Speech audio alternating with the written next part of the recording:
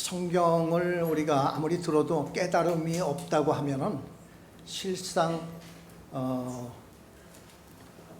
참 우리한테는 큰 의미가 없죠.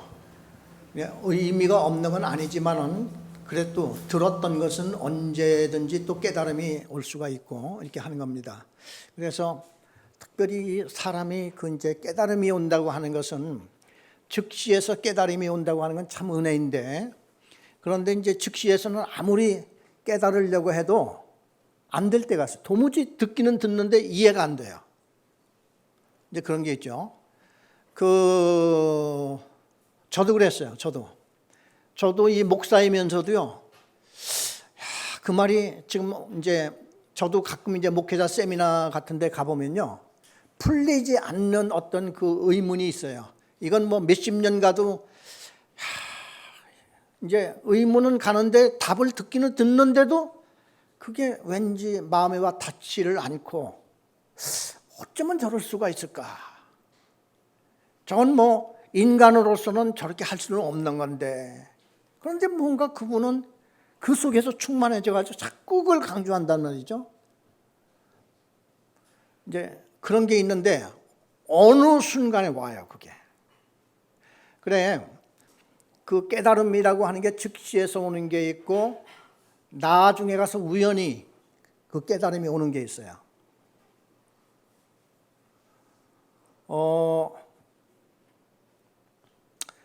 성경에는 비밀이라는 단어가 두 가지가 나오는데, 하나는 secret이라고 하는 단어가 나오고, 하나는 mystery라고 하는 단어가 나옵니다. 그 secret이라는 단어는 나만 알고 있는 거예요. 나만. 다른 사람들은 다 몰라야지 돼. 그래, 이제 성경에는 그러한 비밀이 있고, 두 번째는 미스테리는요, 하나님이 우리한테 얘기 다 했어. 그런데 나는 아직도 몰라. 그게 미스테리예요. 그래, 우리 신앙생활 하려면 참 그런 게 많아요. 인간으로서는 그럴 수가 없어. 이제 예를 들어서 이제 성령의 열매 같은 거예요. 성령의 9가지 열매가, 그 전에 저는요, 그 성령의 9가지 열매를 맺어보려고 애를 썼어요. 사랑과 희락과 화평과 오래 참음과 뭐 그런 거를, 어떻게 하면 이걸 좀 맺을 수 있을까? 그렇게 하는데, 지금 이제 그 말씀에 대해서 알고 보니, 예수를 믿고 이제 성령은 그냥 보내셨잖아요. 옛날에는 또 성령 받으려고, 참 그 고생한 거 보면은 난 참 지금도 고생하는 분이 있을 거예요. 이게 왜냐면은 목회자들이 그걸 못 깨닫는 거예요. 성령, 예수를 믿고 성령 또 받으라고 하잖아요. 그거 아직 깨닫지 못한 분이에요, 그거. 왜냐하면요, 몇 가지만 예를 들을게요.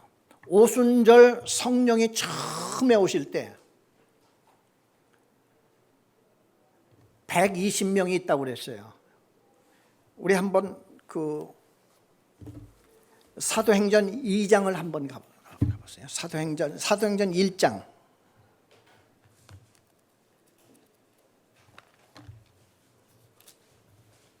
15절.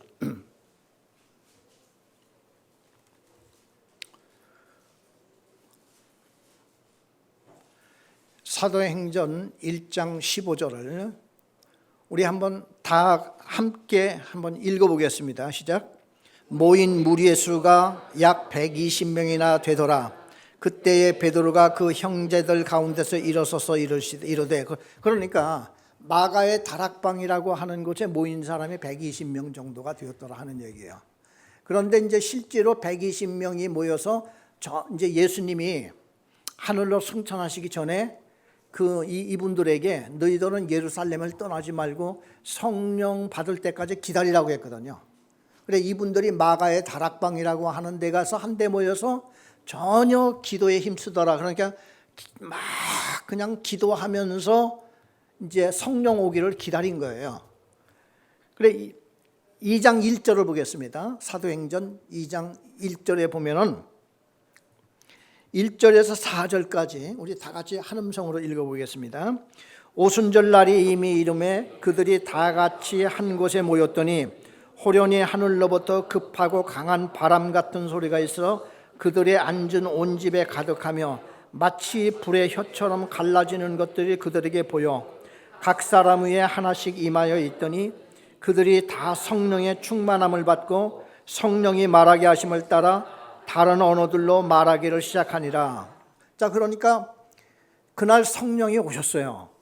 이제 실제로 오셨는데 예수님이 성령이 어떻게 오신다는 무슨 그런 얘기도 없었었고 어떤 지침이나 방침 같은 게 없었고 무조건 성령이 올 테니까 기다리라 해서 그날 기다렸더니 갑자기 이런 현상이 일어난 거야.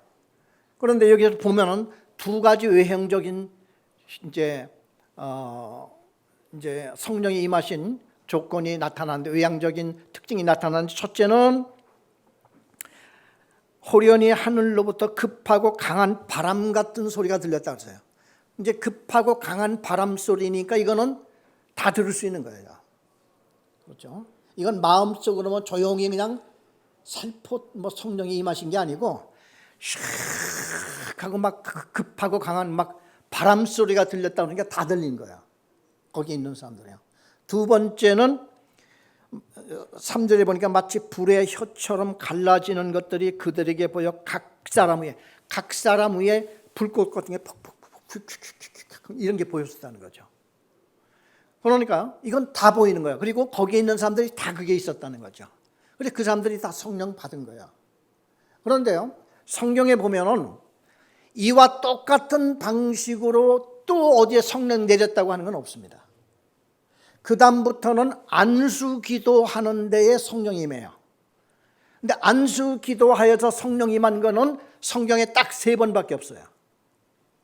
첫째는 사마리아 동네에 예수 믿는 사람들이 몇몇이 모였는데 그 요한과 베드로를 파견했어요. 왜 파견했는지 아세요? 저 사람들은 구원 못 받는 자들이야. 완전히 아브라함의 혈통에서 이방 혈통이 막 섞였기 때문에 그 당시 예루살렘에 모였던 유태인들이 볼 때는 이건 그냥 짐승 취급한 거예요. 왜? 혼혈이 됐다고.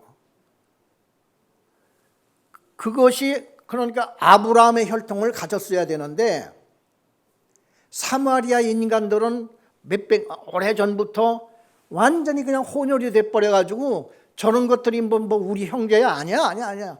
이게 옛날에 아브라함의 12지파 중에서 같은 지파들이었었거든요. 사마리아 지파도요. 이제 사마리아 지파라고 하는 건 따로 없었지만도 여하튼 간에 이제 남북으로 딱 갈라지면서 이스라엘의 수도가 사마리아였고 예루살렘 유대 나라에서 수도는 예루살렘이었단 말이죠. 그러면은 사마리아도 같은 아브라함의 자손 10지파의 수도였었어요. 그런데 아수르 나라가 공격을 하면서 그 사마리아 사람을 잡아다가 이방 나라에 갖다 풀어버리고 이방 사람을 사마리아에 갖다 풀어놔가지고 혼혈을 확 해버린 거죠. 그런 후에 이제 예수님 시대가 왔는데 예수님 시대에는 예수님께서 이방인이고 어디고 다 이제 복음 전하는 이제 시대가 돼가지고 맨 처음에 사마리아에 복음 전하는 사람이 예수님이에요. 요한복음 4장에 보면 예수님이 목이 말라서 우물가에 내려갔다가 수가 그 여인 하나 왔잖아요. 거기가 사마리아라고요.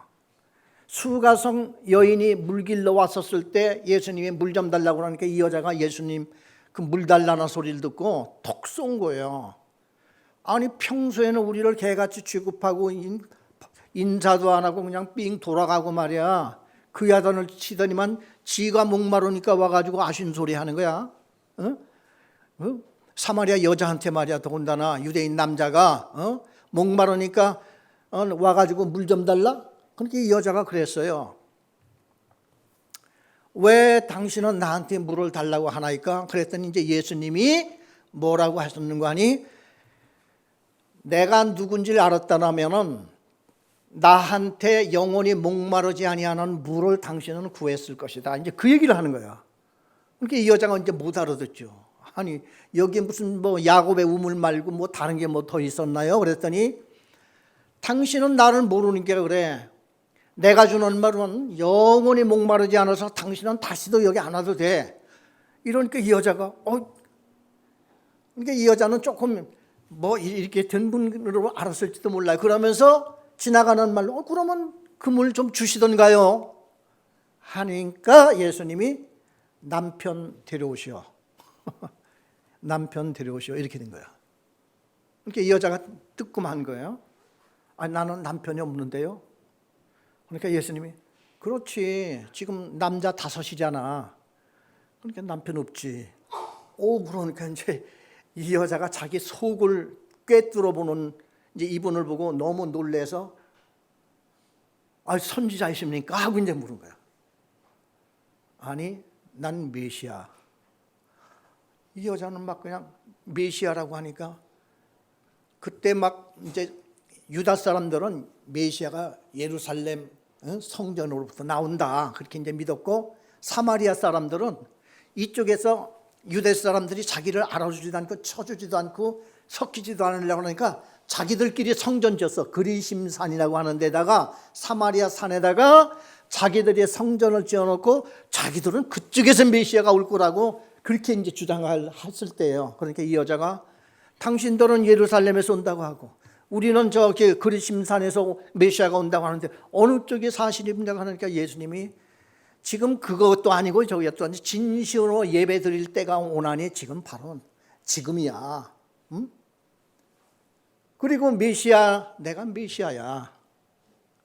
이러니까 이제 이 여자가 그냥 뒤도 돌아보지 않고 막 사마리아로 막 자기 동네에 들어가가지고 메시아 왔다고 막 그냥 야단을 치는 바람에 동네 사람들이 우르르 내려와가지고 예수님하고 대화를 몇 번 하더니만 그러지 말고 우리 동네에 좀 우리 집에 좀 머물러서 말씀 좀 밤새도록 좀 해주세요. 그래 예수님을 모시고 예수님이 이틀 동안 사마리아에 가서 이제 거기 계셨거든요.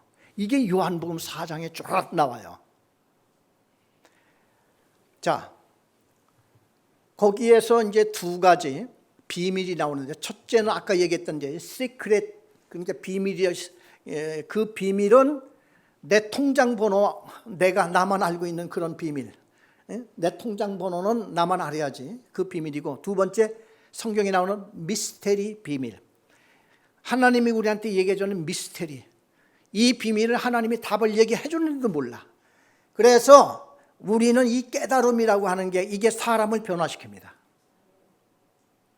깨달음이 오는 순간 되는 거야. 그래서 이 깨달음이라고 오는 이것이 성경 곳곳에 나타나기 때문에 우리는 그걸 읽어도 몰라. 그러나 본인들은 그걸 알고서 이제 막 시를 쓰는 거야, 시. 그래서 시편이 되는 거예요. 시편은 왜 어려운가 하면요, 보통 창세기나 모든 것들은 역사잖아. 내가 생활 쪽에서 언제 어떻게 뭐 그냥 내가 죽을 뻔하다가 뭐 살아났고 누가 도와줘서 이렇게 하는 이제 그런 구구절절 이런 말씀을 우리는 읽기를 좋아해요. 왜냐면 쉬우니까. 근데 시편은 밑도 끝도 없어. 왜? 어느 순간에 뻥 하고 내가 그게 이제 알려져 가지고 그래 밑도 끝도 없이 그냥 막 깨달음이 와서 기록해 놓은 것들이 시편이에요. 그래서 시편이 비교적 이제 어렵기는 하지만은 그 내용 속으로 들어가 보면은 그 사람 나름대로의 역사가 있어. 그걸 알면은 이 깨달음이 엄청 쉬워져요. 그래서 오늘 시편 하나를 택해서 말씀을 드리겠습니다. 다 같이 시편 73편으로 가겠습니다.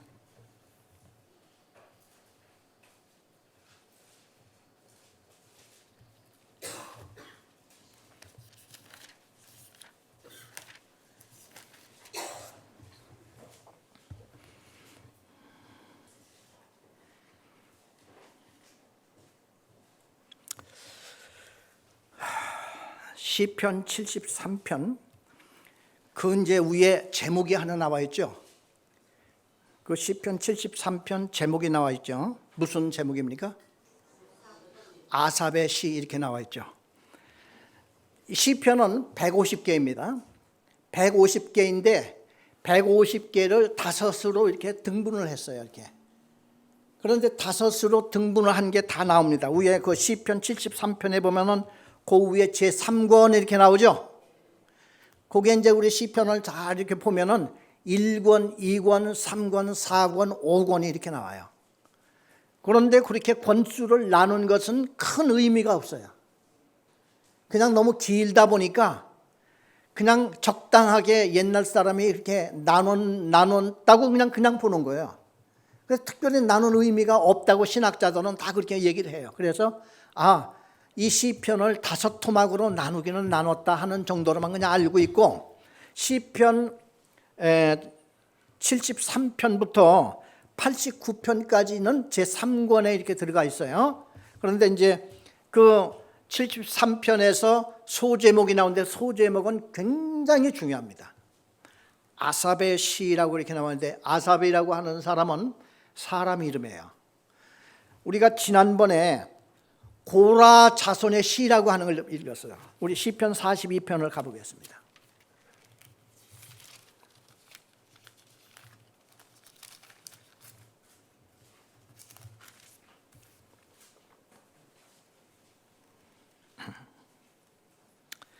시편 42편에 보면 이건 또 제2권이라고 이렇게 나오죠.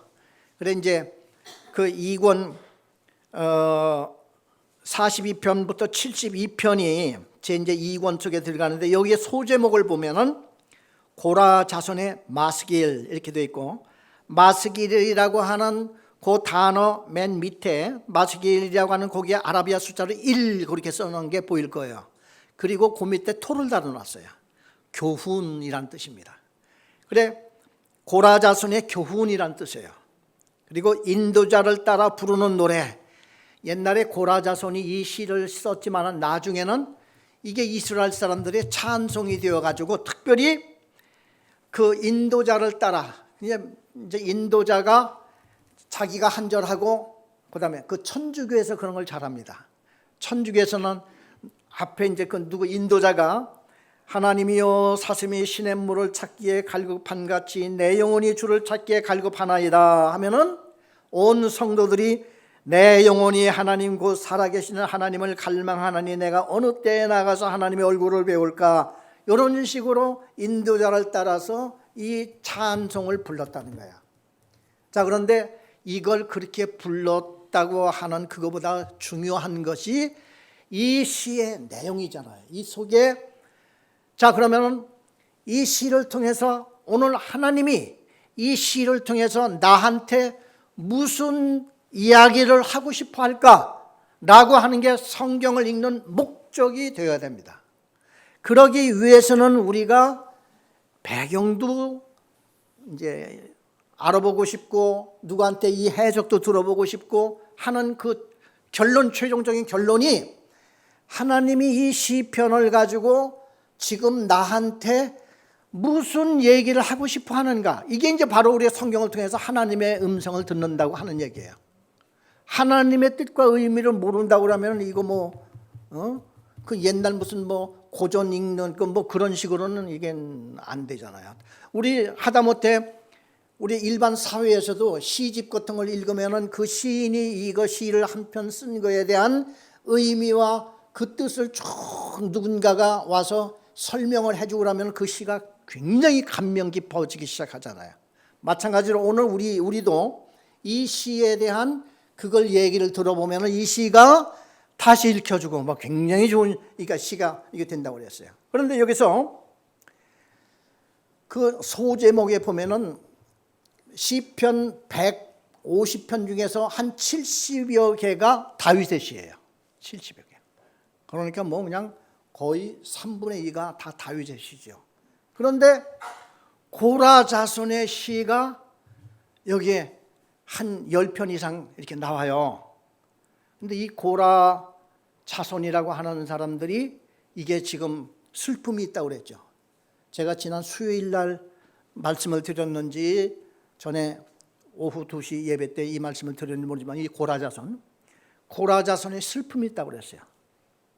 이 고라 자손이 무슨 슬픔이 있냐면요, 옛날로 올라가서 모세가 이스라엘 백성들을 이끌고 가나안 땅을 들어가려고 했었을 때에 이 사람들이 거기 못 들어간다고 막 발버둥치자 하나님이 노해서 분노로 이스라엘 백성들, 그래, 그렇다고 그러면 너희들 저 광야에 가서 40년 동안 살아.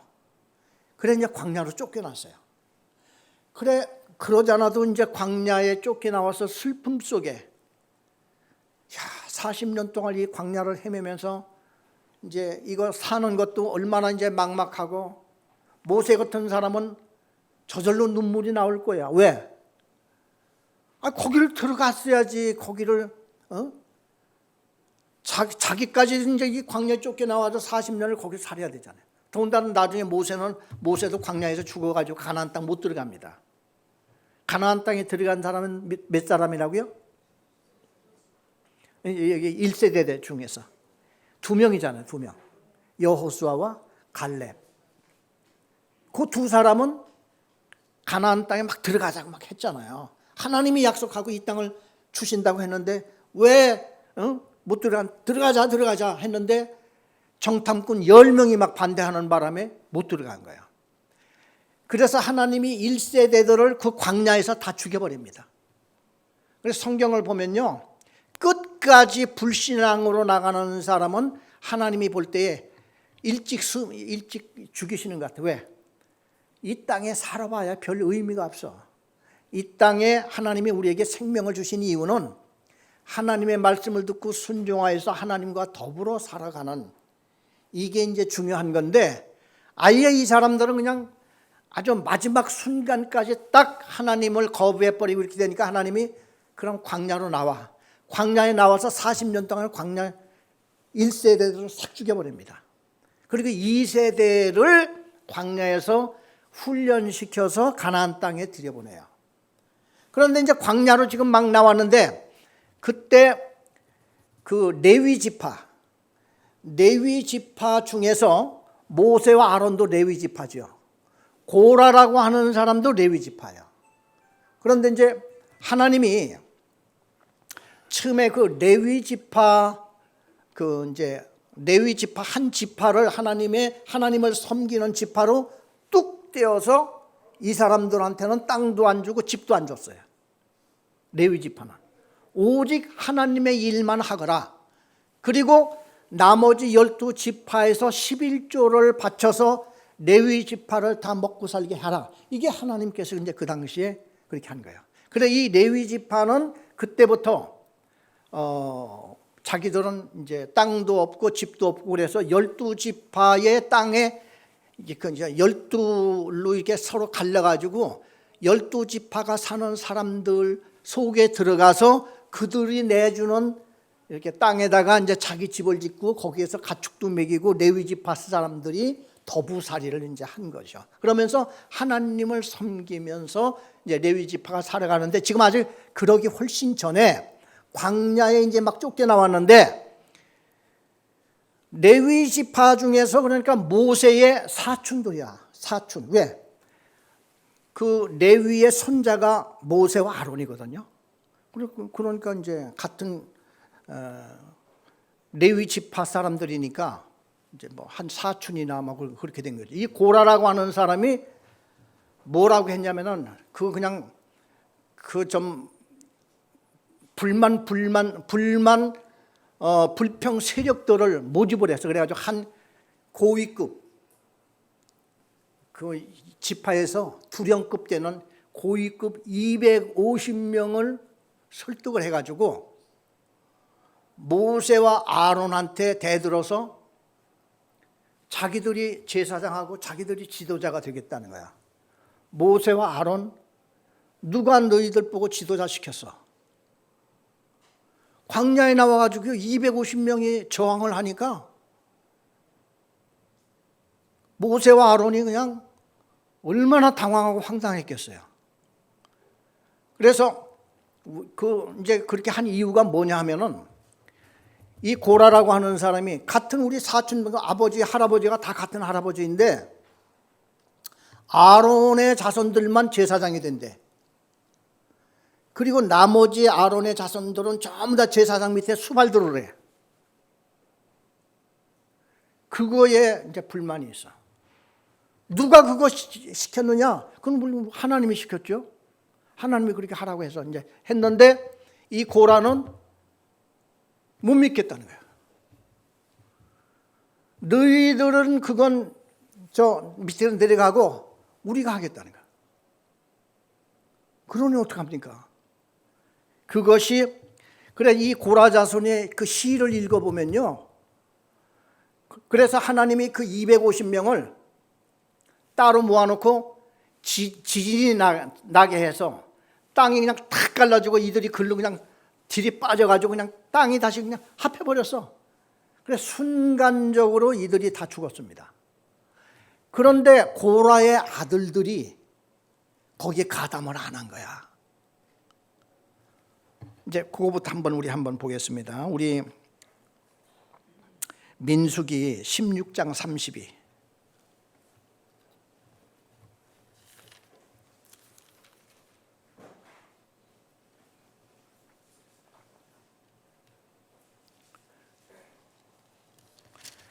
자, 그럼 민수기 16장 1절에서 3절까지 민수기 16장 1절에서 3절까지를 한번 제가 읽고 여러분이 읽고 이렇게 해서 교독을 좀 한번 해보겠습니다. 민수기 16장 1절을 제가 읽을게요. 레위의 증손 고핫의 손자 이스하의 아들 고라와 루벤 자손 엘리압의 아들 다단과 아비람과 벨렛의 아들 온이 당을 짓고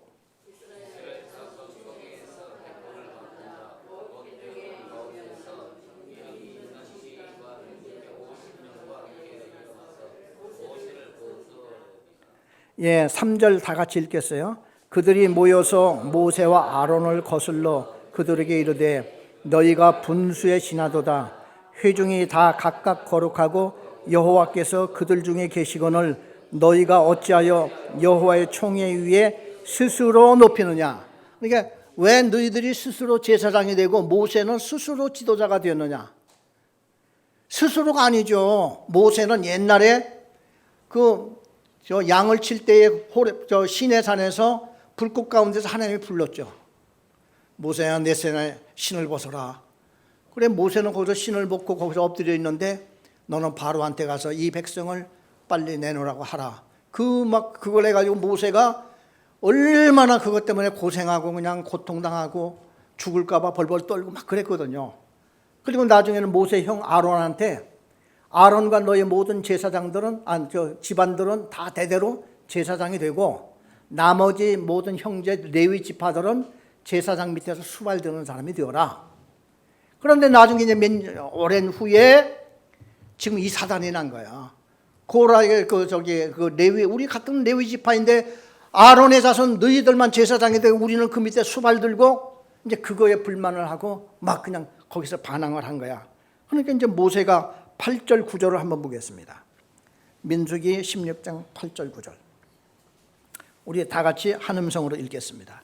모세가 또 고라에게 이르되 너희 레위 자손들아 들으라. 이스라엘의 하나님이 이스라엘 회중에서 너희를 구별하여 자기에게 가까이 하게 하사 여호와의 성막에서 봉사하게 하시며 회중 앞에 서서 그들을 대신하여 섬기게 하심이 너희에게 작은 일이겠느냐. 그러니까 벌써 레위 지파를 떼어서 하나님을 섬기게 했는데 그것만이라도 얼마나 이게 중차대한 하나님의 일이냐. 그래 물론 인간을 볼 때는 제사장은 뭐 제사를 주도하고 그 밑에서 이렇게 좀 수발을 들고 하는 게 이게 좀 차이가 나는지 모르지만은 똑같이 하나님의 일 아니냐. 이걸 하나님께서 이렇게 우리가 시켰는데 이걸 적은 일이라고 너희들이 불만불평한다고는 이건 당치도 않는 얘기다. 모세가 이제 그렇게 한 거예요. 그런데 이 사람이 끝까지 말을 듣지 아니고 그러다가 나중에 이제 하나님이 막 그냥 불벼락을 내리죠. 31절 보겠어요. 민수기 16장 31절에서 35절까지 읽어보겠습니다. 그가 이 모든 말을 마치자마자 그들이 섰던 땅바닥에 갈라지니라. 땅이 그 입을 열어 그들과 그들의 집과 고라에게 속한 모든 사람과 그들의 재물을 삼킴에 그들과 그의 모든 재물이 산채로 스올에 빠지며 땅이 그 위에 덮이니 그들이 회중 가운데서 망하니라. 그 주위에 있는 온 이스라엘이 그들의 부르짖음을 듣고 도망하여 이르되 땅이 우리도 삼킬 게 두렵다 하고 여호와께로부터 불이 나와서 분향하는 250명을 불살랐더라. 이렇게 돼요. 지금 읽은 게 이제 민수기 16장인데 이 민수기 26장 11절을 보겠어요.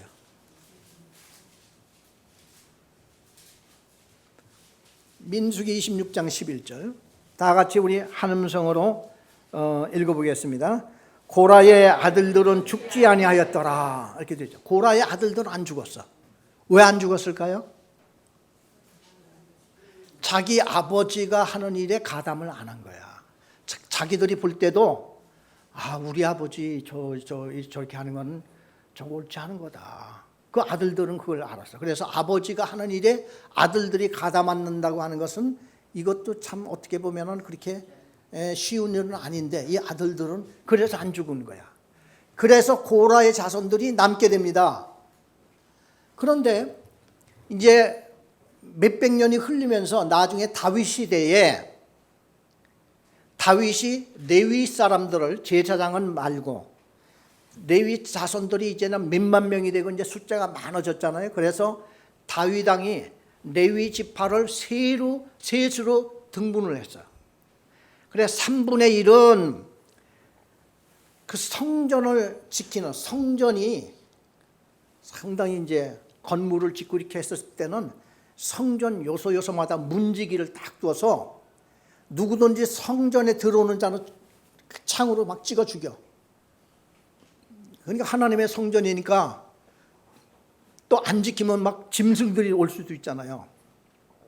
지나가는 개나 또 들짐승이나 성전에 막 들어와 가지고 설쳐되면 어떻게 해요? 큰일 나잖아요. 그러니까 문지기가 하루 24시간 철통같이 지켜야 돼. 그걸 누가 다 했느냐? 레위 지파들이 한 거야.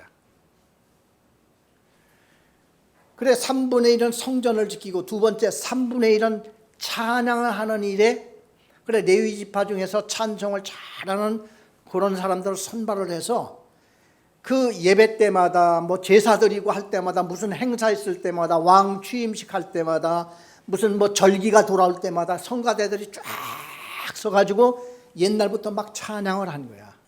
이걸 레위 지파가 다 맡았어요.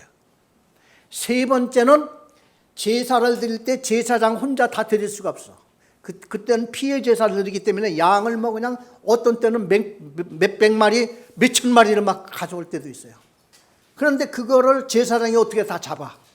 그러니까 레위 지파가 그걸 다 밑에서 그냥 막 수백 명이 막 달라들어 가지고 양을 잡고 피를 해서 그걸 제사장한테 주면은 제사장은 그 피를 가지고 제사 드리고 하는 제사장 수발 드는 일을 레위 지파 3분의 1이 한 거야. 그러니까 그 3등분이 성가대, 또 성전 지키는 일, 그 다음에 제사장 수발 드는 일, 그렇게 3등분을 딱 했는데 고라 자손들이 몇백 년이 흐르면서 우두머리들은 다 고라 자손이네. 고라가 그러니까 머리는 비상했던 모양이에요. 그래가지고 그 자손들이 다 잘 돼. 그래 다윗 때에 그러니까 몇천 명이 몇만 명이 성가대가 지금 드는데 성가대 중에서 그 음악의 대가 3명을 고르는데 2명이 고라 자손이에요. 거기에 음악의 수장이. 그 중에 하나가 아삽이에요. 아삽. 그러니까 이 아삽의 시를 들어보면요. 잘 됐잖아요. 그리고 문지기도 문을 지키는데 거의 수장들, 그게 고라 자손들이 수장이 되는 거예요. 성경을 자세히 읽어보면 그런 게 많이 나와요. 그런데 이 고라의 자손들이 어떻게 되냐면은 자기가 밑바닥에 있을 거 이렇게 할 때는 누가 뭐라고 안 했어. 그런데 나중에 너무 뛰어난 음악 이제 이 수제들이 나오고 고라 자손들이 같은 레위 지파 사람 중에서도 파가 얼마나 많겠어요. 그런데 고라 자손이 문지기 수장들이 딱 막 되고 이렇게 머리가 좋고 그러니까 뭐 그 누구야 그 믿음이 좋고 또 다윗 같은 사람은 그런 거 뭐 가려요? 레위 지파면 레위 지파지. 그런데 같은 사람들끼리 이제 거기에 경쟁도 막 하고 서로 막 출세하려고 이렇게 하다 보니까 고라 자손한테 뭐라고 하냐면은 조상을 들먹거리는 거야. 야, 너희 조상들은 죄인들이야. 이 나라 말아먹을 뻔한 거야. 어디서 뭐 자기들이 잘 되니까 핍박이 오는 거야. 거기에서 나온 시들이에요. 그러니까 이 고라 자손의 시들이 보면은 슬픈 시야. 그런데 아삽을 보니까 아삽은 성가대 지휘의 아주 이거인데 아삽의 시도 보면은 너무너무 상처받아. 왜? 야, 네 조상들이 말이야 옛날에 어떻게 한 줄 알아? 이제 우리 일제시대의 역사가 있잖아요. 한국에는 일제시대의 역사가 있는데 그 당시에 일제시대의 친일파의 후손들이 지금까지 고통받잖아요. 그 짝이 그 짝. 독립한 후손들은 애들 공부를 못 시켜가지고 다 그냥 막 가난하고 지금까지 막 그냥 이러한 저걸 하는데 그 당시에 그냥 막 뭐 친일파 막 그런 사람들이 자녀들은 그 당시에 그냥 유학 보내고 막 그렇게 해가지고 다들 막 그냥 잘 되고 이렇게 되니까 그런데도 불구하고 이 사람들이 자기의 신분이야 이걸 노출을 못 시키잖아요. 그리고 어디 가서 행세도 못 하잖아. 근데 인간의 본능은 어때요? 그거 하고 싶잖아요. 오늘 아삽의 시에서는요, 아삽도 고라 자손이요. 그런데 고라 자손의 시 중에서 고라 자손이라고 하면만 이름이 안 나와. 고라 자손 중에서 누가 시를 쓴 주인이 있을 거 아니에요. 다윗 같이, 뭐 솔로몬 같이, 모세 같이 전부 다 그 이름이 나오는데 고라 자손의 시라고만 그렇게 나오는 게 열 몇 개가 나와요. 그 사람들 시를 읽어보면은 슬픈 시야. 그런데 고라 자손 중에 또 하나 음악계통의 거장이 아삽이야. 아삽이 쓴 시를 지금 이제 읽을 거예요. 그게 73편입니다. 시편 73편, 우리 시편 73편을 가겠어요.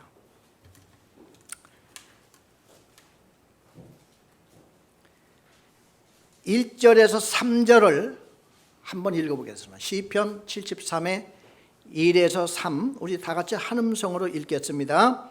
하나님이 참으로 이스라엘 중 마음이 정결한 자에게 선을 행하시나 나는 거의 넘어질 뻔하였고 나의 걸음이 미끄러질 뻔하였으니 이는 내가 악인의 형통함을 보고 오만한 자를 질투하였음이로다. 자, 여기서 보면요, 아삽이 시험에 들었어요. 지금 시험에 들었단 말이야 지금. 그런데 이 아삽이라고 하는 사람은 이제 많은 사람들 성전에 올라가는데 그 앞에서 찬양을 부르거나 아니면 뭐 지휘를 하거나, 또 그 당시에는 악기들도 엄청 많았어요. 다윗 시대에 그 악기 보면 온갖 수금과 비파 뭐 그냥 온갖 나팔 그런 게 많고 또 성악으로 하고 하는 이런 사람들인데 거기에 총 지휘자가 아삽이야. 그런데 1절에 보니까 하나님이 참으로 이스라엘 중 마음이 정결한 자에게 선을 행하신다. 그건 우리 그 만인의 진리잖아요. 하나님이 이스라엘 중 마음이 정결한 자에게 선을 행하시는 하나님이야. 그렇죠? 선을 행하셔. 2절에 보니까 나는 거의 넘어질 뻔하였고 나의 걸음이 미끄러질 뻔하였어. 왜? 그러니까 이제 그 이유가 그 3절에 나와. 이는 내가, 그 이유는 내가 악인의 형통함을 보고 오만한 자를 질투하였음이로다. 그러니까요, 아삽이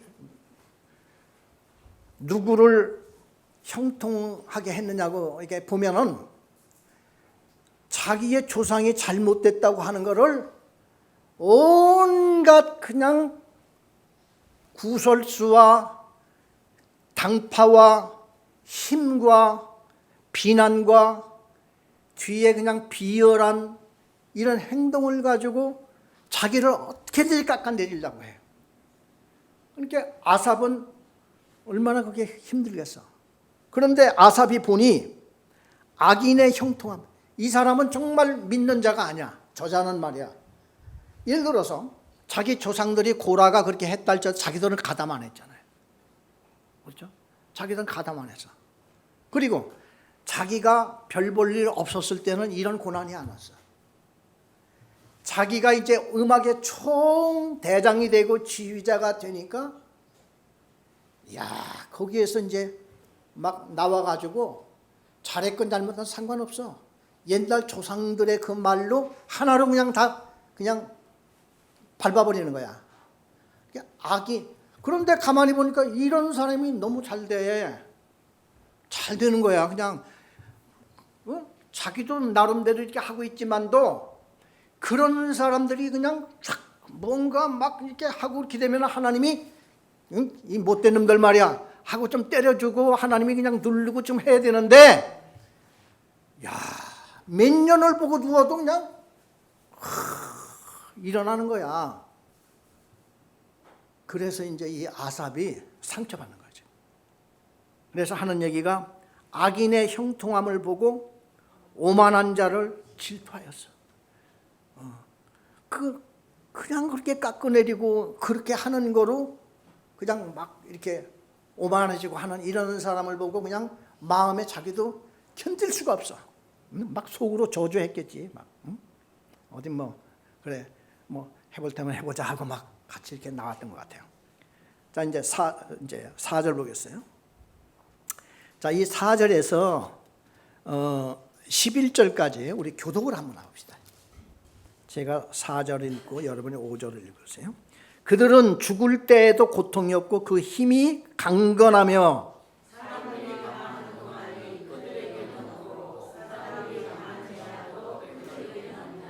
그러므로 교만이 그들의 목걸이요 강포가 그들의 옷이며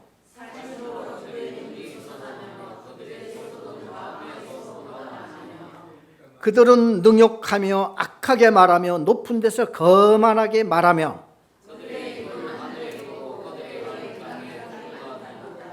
그러므로 그의 백성이 이리로 돌아와서 잔에 가득한 물을 다 마시며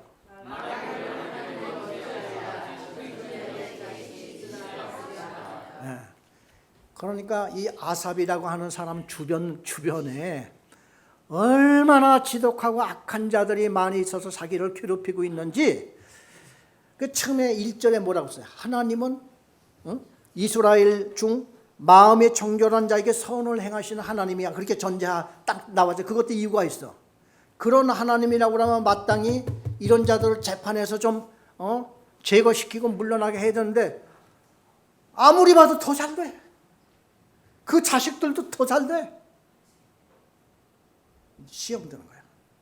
시험 들어야지. 그래서 4절 보면 그들은 죽을 때에도 고통이 없어. 그 힘이 강건함.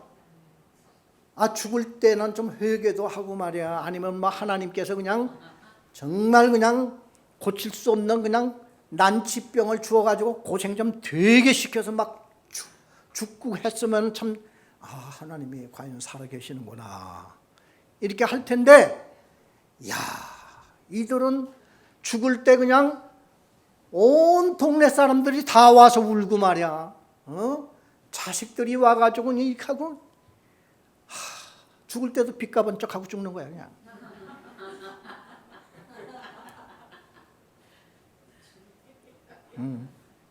5절에 보니까 사람들이 당하는 고난이 그들에게는 없어. 사람들이 당하는 재앙도 그들에게는 없어. 어쩌면 그렇게 세상에는 많은 병도 사고도 많다는데 나를 괴롭힌 그 악질적인 그놈들에게는 그렇게 건강하게 잘 살고 그렇게 죽을 때도 호화롭게 죽고 이게 뭐냐? 이게 이제 그런 생각이 지금 드는 거예요 지금. 그래 6절에 보니까 그러므로 교만이 그들의 목걸이요 강포가 그들의 옷이며 그 사람들은 교만해. 뭐 사람 뭐 우습게 알고 말이야 쳐다보지도 않고 뭐 이렇게 해가지고 교만해도 사람들이 뭐 또 존경하네 이런 사람을 존경하고 따라다니고 오히려. 그래 이제 아삽이라고 하는 사람이 자기는 신앙생활을 그래도 이거 다 참고 자기는 그래도 정직하게 해보려고 하는데 자기만 이건 뭐 그냥 자기만 이게 바보가 되고 결국 당하는 것은 자기밖에 없어. 애들도 그냥 그 집 애들한테 얼마나 지금 당하고 있는지 몰라. 지금 그거예요. 그들은 그러니까 교만이 그들의 목걸이요 강포가 그들의 옷이. 교만과 강포. 강포는 그냥 막 휘두르는 거야 그냥. 7절에 보니까 살찜으로 그들의 눈이 솟아나며 그냥 살이 찌니까 막 그냥 눈덩이도 막 이렇게 돼가지고 그냥 야, 이 표현이 정말 그들 눈이 옛날에는 이제 그 참 굶주리고 그럴 시대에는 마른 사람들은 말이야 눈도 그냥 우멍하고 푹 들어가는데 이런 사람들은 뭐 그냥 눈이 튀어나오려고 막 그냥 이 정도로 되고 얼굴이 그냥 기름이 번들번들하고 말이야. 아삽이라고 하는 사람이 성전에 나와서 찬송을 부르고 그러는데 찬송이 안 나와 이제 어느 날부터. 가게는 가는데 그냥 이제 이렇게 된 거예요. 그래서 여러분들도 하나님의 일을 하다가 힘 빠지고 맥 빠지고 그래가지고 계속 하느냐 마느냐 지금 이제 그럴 때가 좀 있겠죠.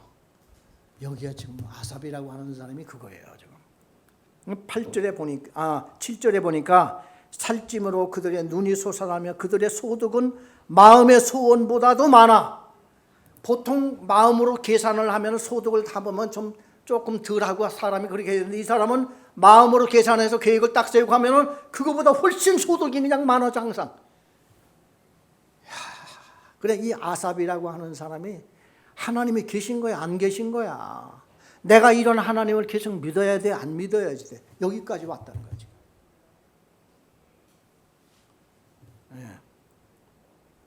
8절에 보니까 그들은 능욕을 하며 악하게 말하며 높은 데서 거만하게 말하며. 야, 표현 참 멋지게 해요. 이 사람들은 항상 그냥 위에서 딱 뒷짐짓고 말이야 앉아서 휘둘러 보면서 한마디씩 하면 그냥 말을 안 듣는 사람이 없어. 그냥 권세가 굉장했던 것 같아요. 9절 보니까 그들의 입은 하늘에 두고 그들의 혀는 땅에 두루 다니도다. 그러므로 그의 백성이 이리로 돌아와서 잔에 가득한 물을 다 마시며 말하기를 하나님이 어찌하랴 지존자에게 지식이 있으랴. 하나님을 우습게 하는 거야. 이제 보니까 하나님이 알기는 뭘 알아.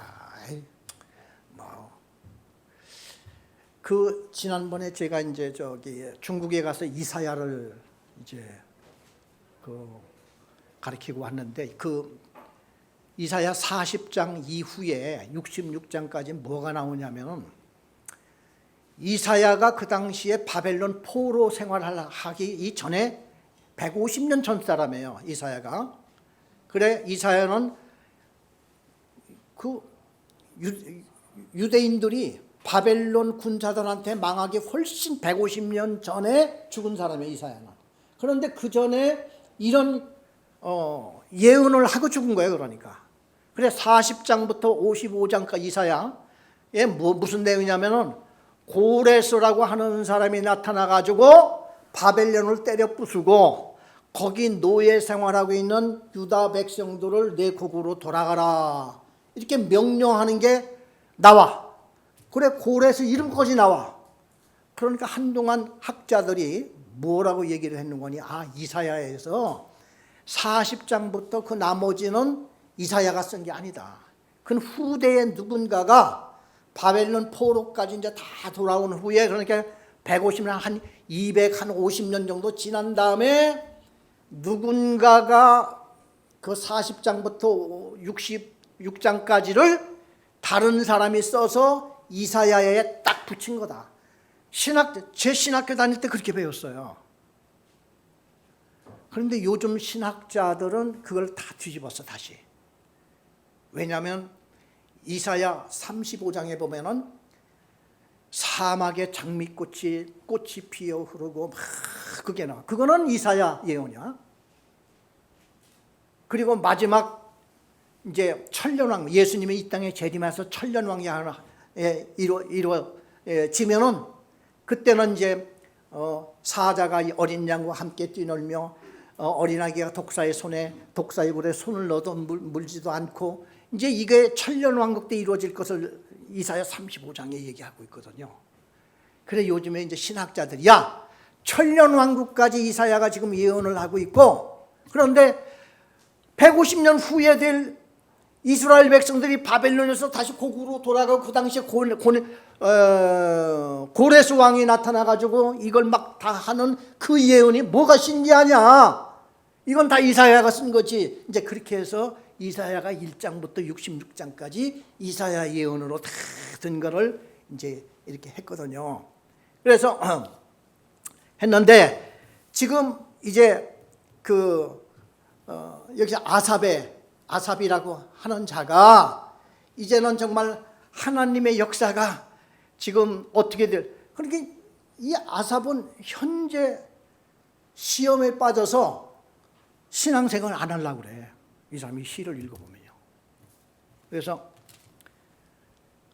12절부터 다시 보겠어요. 시편 73편 12절에서 17절까지 우리 한번 제가 한 절 읽고 여러분이 한 절 읽고 읽어보겠습니다. 볼지어다 이들은 악인들이라도 항상 평안하고 재물은 더욱 불어나도다.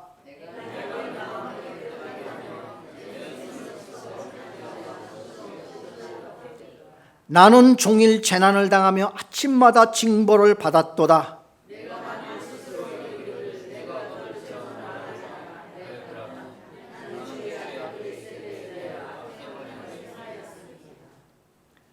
내가 어쩌면 이를 알까 하여 생각한즉 그것이 내게 심한 고통이 되었더니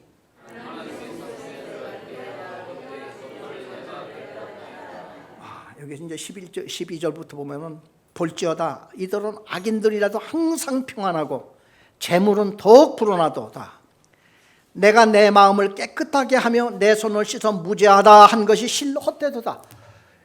그러니까 시험이 되게 빠졌어요. 지금 자기는 지금까지 그 모든 그 순환을 다 이기고 신앙생활을 끝까지 해봤는데 너무너무 이게 이제 오래되니까 이제는 실로 내가 지금까지 이렇게 해왔던 거 다 헛일이야. 아무 소용없네. 이런 결론에 이제 이렇게 되니까 아삽이라고 하는 사람이요. 그 당시에 그냥 온 이스라엘 백성들이 성전에 올라갔다 찬양을 담당하고 앞에 서서 모든 지휘를 하는 사람이 속에 이런 시험이 들었을 줄 누가 알아? 겉으로는 아무 표가 안 나요. 아삽 혼자 지금 꿍꿍 앓는 거야. 그러면서 자기는 지금까지 하나님을 믿고 나름대로 애써왔다고 한 헌일이다 이거야. 그런 결론에 이르면 어떻게 된 거야? 이건 이제 뭐 보통 시험에 든 것도 아니죠. 하나님한테 이제 소위 실망하고 하나님이 배신감까지 하나님한테 이제 드는 거야. 배신감. 이게 사탄이에요. 사탄의 역사예요. 왜냐하면은 하나님의 에덴 동산에서 사탄에게 이렇게 유혹을 했을 때 네가 이걸 따먹으면 네 눈이 밝아져서 너도 하나님같이 된다 이렇게 얘기를 하죠. 그래서 하나님이 지금 그게 질투가 나가지고 못 먹게 한 거야. 이렇게 이제 얘기를 했어요. 그래 이제 하와가 그 말을 딱 듣고 딱 선악과를 올려다 보니까 보암직도 하고 먹음직도 하고 어떻게 했든 뭐가 힘이 좋았더라? 어떻게 됐죠? 지혜롭게 할 만큼. 예. 그래 이걸 딱 보는. 그러니까 이제 사탄의 시험인 거죠. 아삽한테. 그러니까 사탄이, 그래 우리 항상 이 사탄의 시험이라고 하는 것이요, 편안할 때보다는 이제 나한테 고통이 오잖아요. 고난이 오고 시험이 오고 재앙이 오고, 이제 그럴 때에 사탄이 집요하게 이제 공격하는 거예요. 봐라, 안 믿는 자들이 더 잘 되는 게 아니야. 이스라엘 사람들이 나중에요, 그 바벨론 포로 가기 전에 이스라엘 사람들이 망합니다. 망하는 이유가 우상 때문에 망하거든요. 그런데 그 우상 때문에 망하는 그 이유가 있어요.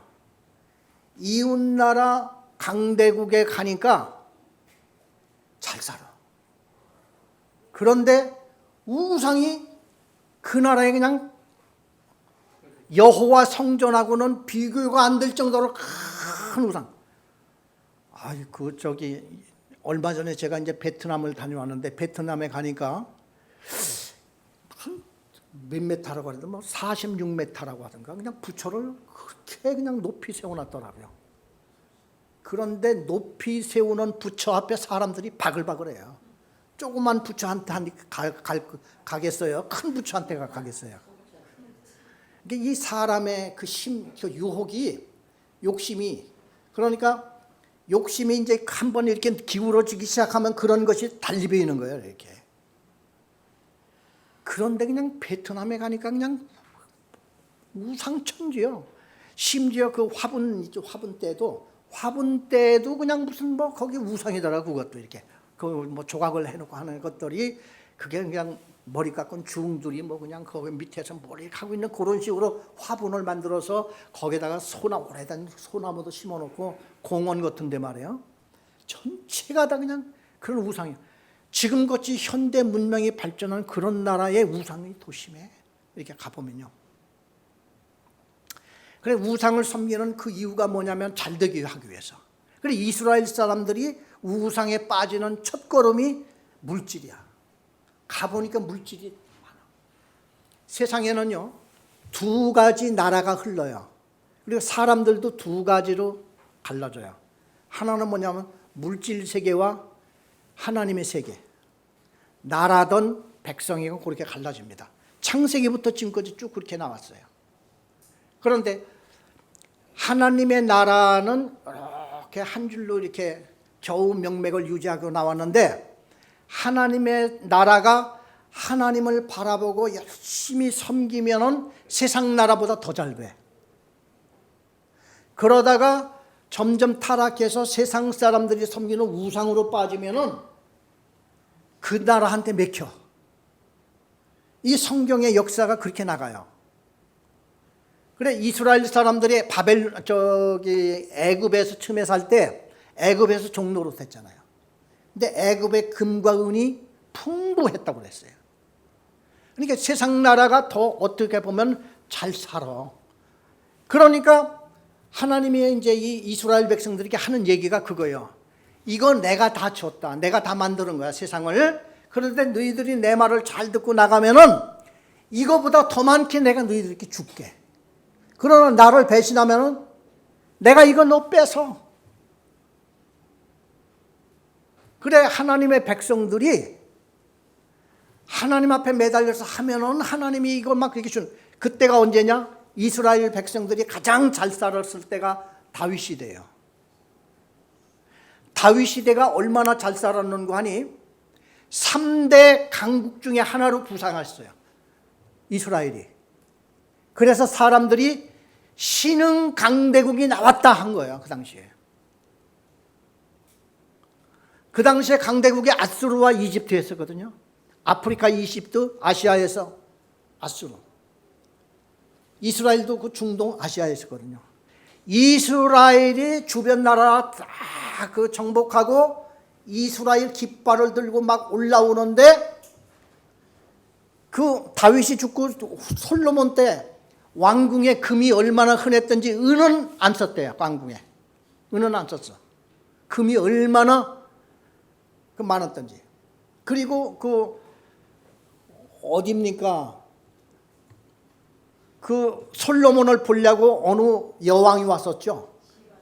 시바 여왕이 왔을 때 금과 은을 엄청 가져왔다는 거예요. 이렇게. 그러니까 각 나라에서 올 때에 온갖 진귀한 것을 막 가져오는데 이스라엘이 잘 될 때는요, 이렇게 그냥 막 풍부해져. 그런데 다윗이 지나고 그 다음에 이제 나라가 이렇게 약화되기 시작해요. 이게 솔로몬 때부터 시작된 거예요. 왜 솔로몬이 부인들이 그냥 그 우상 만들겠다고 한 걸 허락을 했거든. 그러면서 나라가 둘로 갈라지고 이제 하면서 나중에는 완전히 쪼그라들고 있는데 하나님이 계속 하시는 말씀이 세상은 다 내게 속했어. 나한테 내가 주인이야. 나한테 잘하면 저거보다 훨씬 많게 해줄게. 그런데 이 사람들이 안 듣고 외국에 갔더니 우상을 얼마나 크게 멋들어지게 막 했던지 이스라엘 사람들이 감탄을 해요. 그리고 아하스 왕, 유대 왕이거든요. 히스기야 아버지 아하스 왕이 윗나라 아람, 시리아 그 나라를 딱 갔더니 제단이 얼마나 어마어마하게 큰지 여호와의 성전은 그냥 너무 초라해. 그래 아하스가 거기서 그려 제단을. 그려가지고 자기 밑에 전령한테 야 이거를 빨리 이 그린 대로 내가 고향에 돌아가기 전에 거기 있는 제사 우리 제사장한테 요대로 이게 해놓으라고 해라. 그래서 내가 가면은 성전 앞에 이 제단을 세워놓고 성전 앞에는 내가 제사를 여기다 드릴 거다. 이렇게 나와요.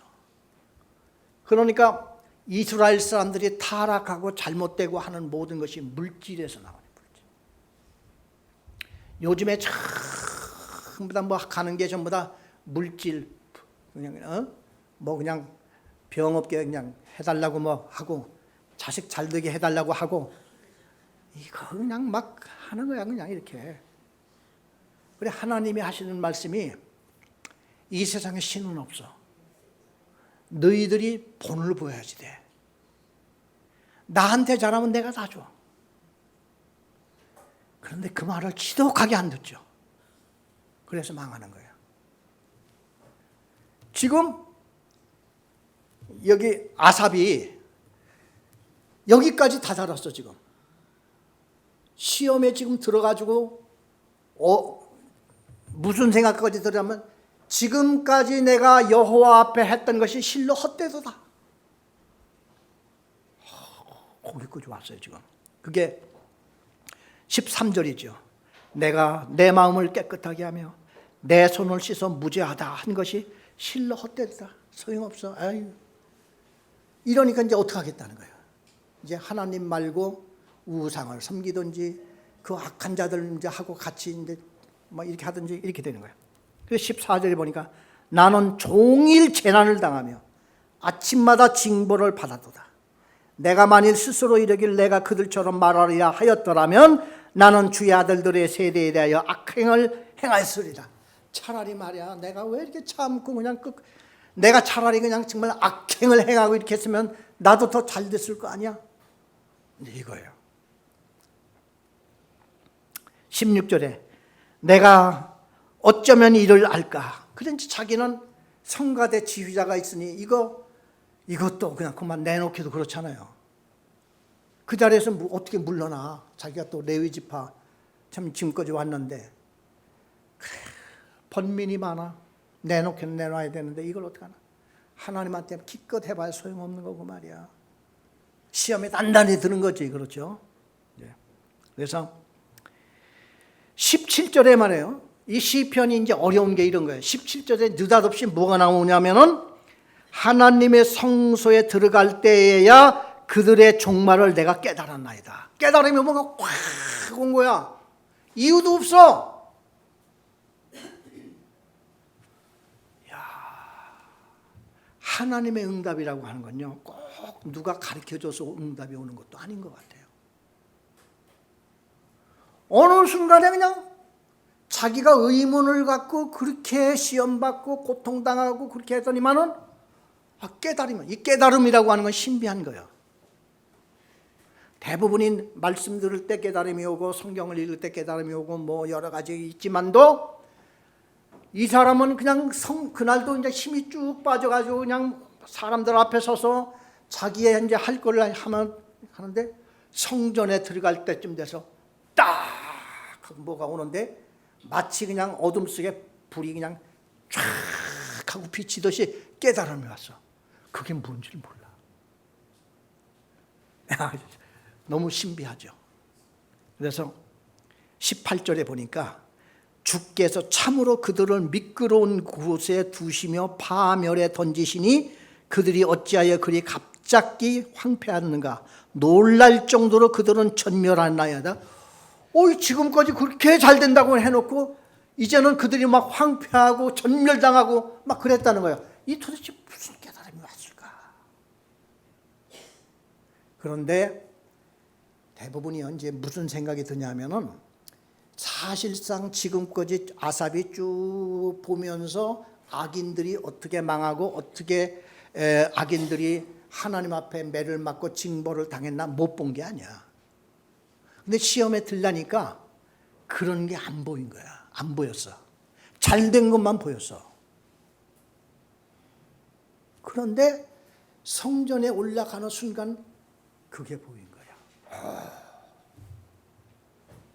그들이 참 그 전에 이렇게 내가 봤을 때 그 사람도 그 사람도 그 친구가 그렇게 하다가 그때 그렇게 됐지. 왜 시험 받을 때에는요 그런 게 하나도 생각이 안 났어. 악인들이 다 잘 되는 것 같아. 그런데 막상 가만히 어느 순간 착 보니까 그냥 그런 게 보이기 시작한 거야. 이런 건 설명할 길이 없어요. 그래서 우리가 은혜를 받고 그럴 때요, 사람이 변할 때에 꼭 뭐 우리가 무슨 누구한테 뭐를 듣고 혼나고 뭐 그래야 사람이 변하는 게 아니라 이걸 보고 하나님의 은혜라고 하는 거예요. 하나님의 은혜, 성령의 역사가 언제 어떻게 될지 몰라. 이게 그래 이제 성령께서 오셔가지고요 우리한테 깨달음을 주시는 거야. 그러니까 교회에서 설교를 들을 때도 그냥 무슨 얘기인지 못 알아듣다가 어느 순간에 이게 뭐야 하고 번쩍하고 이제 오는 것들이 있어요. 그래 지금 이제 우리 예수님 이제 이후에 지금까지 우리 근 2000년이 시간 됐는데 가장 위대한 신학자 하나가 AD 500년경에 어거스틴이라고 하는 신학자가 있었어요. 이 사람은 젊었을 때 얼마나 그냥 타락하고 그냥 온갖 죄는 다 졌어. 그런데 그 어머니 모니카라고 하는 어머니가 있었는데 아들을 위해서 맨날 기도를 해 울며 주님 앞에 돌아오게 해달라고. 근데 안 돌아와. 그러다가 어느 날 마루에 앉아서 기둥에 머리를 다 하고 이 쓰레기 같은 인생을 그러면서 혼자 이제 감탄하고 혼자 눈물도 흘리고 그렇게 하고 있는데 밖에서 아이들이 막 떠들면서 소리를 지르면서 하는 얘기가 들리는데 어때 여자아이가 막 뛰어가면서 그 책을 갖다 읽어 그 책을 갖다 읽어 하는 그 소리가 났어. 그래 그냥 술에 그냥 잔뜩 찌들고 술을 쳤다가 이제서 부시시하게 일어나는 마루에 걸터 앉아가지고 냄새 푹푹 풍기면서 좋은 운동 만 운동 하고 있다가 밖에서 꼬마 아이가 그 책을 갖다 읽으라는 말에 성경책이 팍 생각이 났대. 그래 그 책을 갖다 읽으라고 막 하는 소리가 막 해가지고 이 책을 가지고 딱 폈는데 너희는 밤에와 같이 행동하지 말고 낮에와 같이 정숙하며 거룩하며 그 에베소에 보면 그 말씀이 나와요. 이제부터 도적질 하는 자는 손을 금하여 도적질을 하지 말고 이제는 그 죄를 범하는 자는 이제 죄를 그치고 이제는 낮에와 같이 행하라. 이 말씀이 그냥 딱 보이더래. 어거스틴은 거기에서 그 말씀이 들어온 거야. 그리고 그날로 그냥 그분은 다 끊고 무릎을 꿇고 주님께 돌아온 거예요. 돌아와가지고 목회자가 됐어요. 신학자가 됐어요. 그리고 그가 신학자, 온갖 인간들이 갖고 있는 모든 의문점들을 적고 거기에 대한 성경을 찾아서 답을 이제 밝혀내요. 그래가지고 어거스틴 책이요, 사도 바울 이후에 최대의 책이 된 거예요. 삼위일체, 이 단어를 그 사람이 발명한 거예요. 성경을 보니까 하나님은 하나님, 예수, 성령, 이분들이 다 하나님인데 위치가 달라. 그런데 알고 봤더니 같은 한 하나님이야. 세 분이 하나님, 예수님, 성령님, 삼위, 위치가 다르잖아요. 일체. 나중에 보니까 한 분이 돼. 어거스틴이 성경을 보다가 삼위일체 논문을 써, 이걸 가지고. 그래서 얼마나 유명한 목사가, 신학자가 됐는지 모릅니다. 그래서 사람이 깨달음이 오는 것은 아무도 모른다니까. 아삽이 깨달음이 왔어. 이 시편 73편이 얼마나, 그러니까 그 뒤에 그 배경을 알으면요, 이 사람들의 그 고난과 슬픔이 어느 정도 알려져. 그래, 여러분들 뭐 가정을 원망한, 여러분 또 그래요. 부모 잘못 만나서 그 사실상은 자녀들이 고생하잖아요. 그래요, 안 그래요? 어떤 자녀들은 금수저를 물고 태어나는데 어쩌다 우리 집안에 나는 그 흙수저를 물고 태어났나.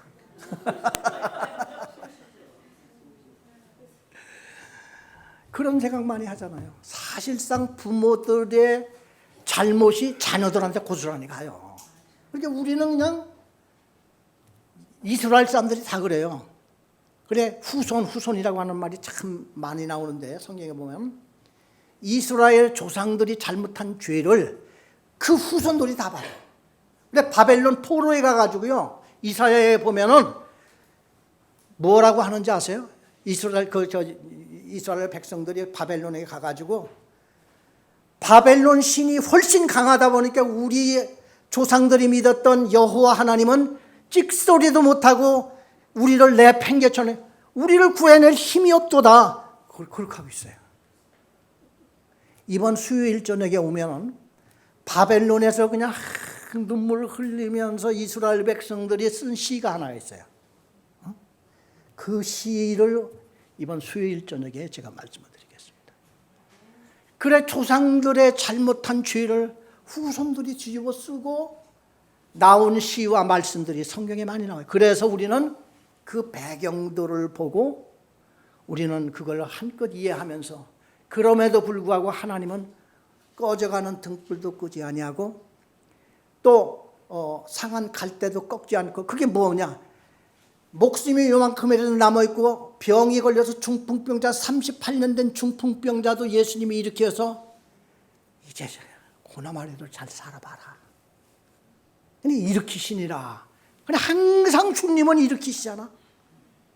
병자도 일으키시고 거지도 일으키시고, 잘 살아봐. 아직 목숨이 남았으니까 아직도 이거요.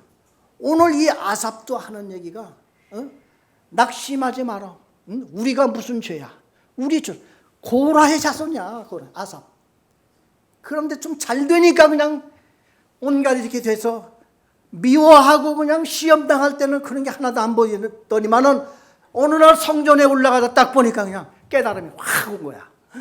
아, 그렇구나. 하나님이 안 계시는 분이 아니었어. 이게 보니까 옛날에, 와, 그들 얼마나 그냥 고통당하고 그 악한 자들이 망하잖아. 그래, 내가 몰랐는데 내가 시험에 들었어. 이제 이렇게 된 거야. 아, 이 시가 이제 이렇게 그냥 전복이 돼요. 그래가지고 그래, 그 시가 17절이 그 이제 클라이막스잖아요. 17절. 그 깨달음이 왔어요. 17절에 하나님의 성수에 들어갈 때야 그들이 종말을 내가 깨달아나이다. 주께서 참으로 그들을 미끄러운 곳에 두시며 파멸에 던지시니 그들이 어찌하여 그리 갑자기 황폐하였는가. 놀랄 정도로 그들은 전멸하였는다. 아, 전에는 왜 그걸 못 봤어? 네? 시험에 들려니까 그게 하나도 안 보이는 거야. 그래, 우리도 그렇잖아요. 우리 신앙생활 하면서 어떤 분은 우리 시험에 들어가지고 그냥 그 사람을 그냥 이 사람 때문에 내가 교회를 옮길까 말까를 얼마나 많이 했는지, 그 사람은 승승장구야. 그래도 나중에 봤더니, 야, 그래, 저 사람도 고통당하네. 이제 보니까 맞아. 저 사람도 고통당해. 이제 그런 것들이 보이면서 위에 이제 기도하게 그 사람 기도해 주게 되고 이제 이렇게 또 막 이렇게 나가잖아요. 그래 꼭 우리는 들리는 음성으로 말씀으로 이 보이는 성경으로만 깨달음이 오는 게 아니라 느닷없이 그냥 이런 깨달음 언제 어떻게 오는지 몰라. 아멘? 그래서 우리는 그 하나님의 은혜 이거에 그래 다윗 같은 사람도 말이에요. 그러니까 여호와는 자기 목자래. 왜? 언제 어떻게 깨달음으로 자기를 이렇게 이제 인도하시니까. 그래 바울의 생애는 너무 비참하고 무서워서 읽기가 싫을 정도예요. 왜냐하면 그냥 뭐 태장으로 몇 번 뭐 5번 맞고 돌에 막 때린 뭐 이런 게 이제 고린도후서에 이렇게 보면 막 나오잖아요. 무시무시하죠. 그러면서도 바울이 마지막에 하는 소리가 다 이게 주님의 은혜요. 뭐 이렇게 나오니까 알 수가 없어. 그래서 바울이 나중에 깨달음이 그거예요. 그렇게 하면서도 어느 순간에 감동이 오고 자기를 그렇게 고난에 밀어넣는 사람들도 자기보다 훨씬 고난에 처했음을 보게 되는 거야. 저 사람이 불쌍한 사람이구나. 그러면서 우리가 하나님의 일하시는 모습과 하나님이 우리를 어떻게 이끌어 가시는가 하는 걸 보게 되는 겁니다. 그래 우리 보고 원수 갚지 말라는 거야. 하나님이 하실 테니까. 그래 우리가 원수만 안 갖고 마음에 맺혀진 거 그것만 싹 풀어버리면요 신앙생활하기 엄청 편해요. 시험 들 게 별로 없어요. 왜? 그런 일을 하니까. 자 그래서 이제 밑에 쭉 읽어보시면은 다 그렇게 내용이 이어갑니다. 기도하고서 마치겠습니다.